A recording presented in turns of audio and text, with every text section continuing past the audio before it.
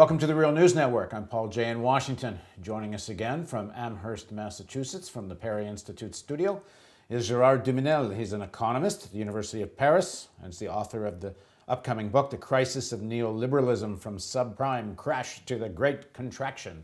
Thanks for joining us again, Gerard. Thank you. Say you're an ordinary working person in Canada, the United States, one of the European countries. What should you be demanding from your politicians now, given the state of things?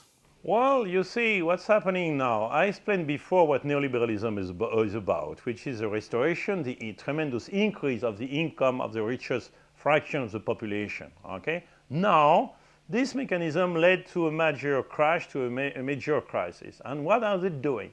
They are trying to transfer the cost of the crisis to the people. They are trying to use the circumstances of the crisis to increase the violence of neoliberalism, okay? So what we need, obviously, is a resistance, on the part of the population. They must refuse completely, this kind of transfer of the cost of the crisis, which was not caused by them, on their shoulders. Let me give you an example in a case of a country of Latin America. In 2001, in a country, Argentina, there was a very major crisis. Let me tell you what happened in this country. I am at the end of World War I now, and I will say the purchasing power, what you can buy with what you gain in 1 hour of work, let's say it's 100. In 1974, it was 220. Do you know where they are now? 95.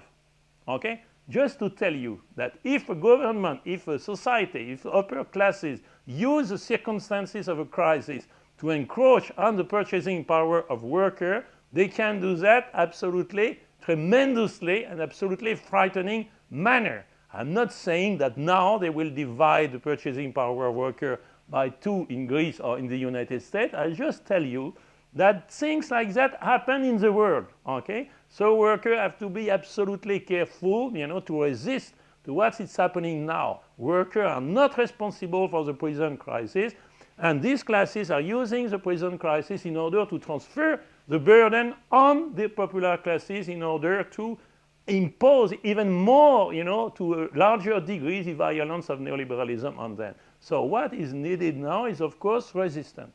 But it's very easy, from a university to tell the people, you need to resist, it's extremely important for you.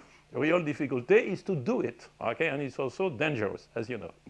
So in terms of public policy, take, for example, in the United States, what are some of the things people should be demanding from their politicians in terms of public policy on the economy? They have to demand regulation, the limitation of financial mechanism, because this was one of the determinants of the present crisis. And of course, all these classes and institutions, banks and everything, they are resisting to that. It's absolutely necessary to regulate. It's impossible to let those people act, freely. It's extremely dangerous, and the consequences, as we see, will be on popular classes. Okay, this is one aspect. But of course, also, neoliberal globalization, in the sense of capability to invest everywhere, the capability to delocate industry to any places in the world must also be limited. Okay, they must be limited because you see what's happening in the United States, for example. I mean, industry is disappearing at a tremendous speed, and you know the story of the auto, industries and everywhere. Now, you see, manufacturing industry, as we say in the United States, represent only 10% of production.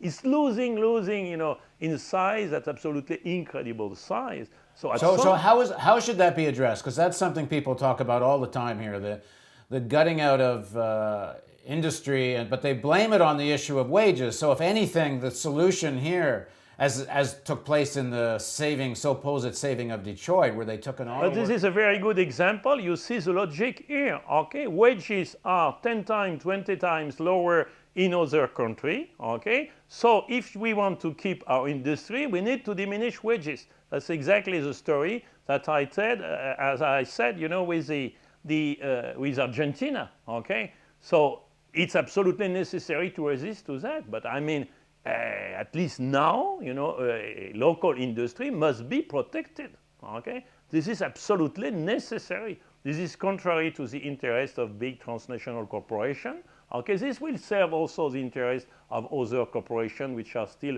producing under US territory. If you face that, they are going to tell you, oh, you are a nationalist, you are reactionary, and so on. But well, what is the logic of the present system? It's absolutely impossible.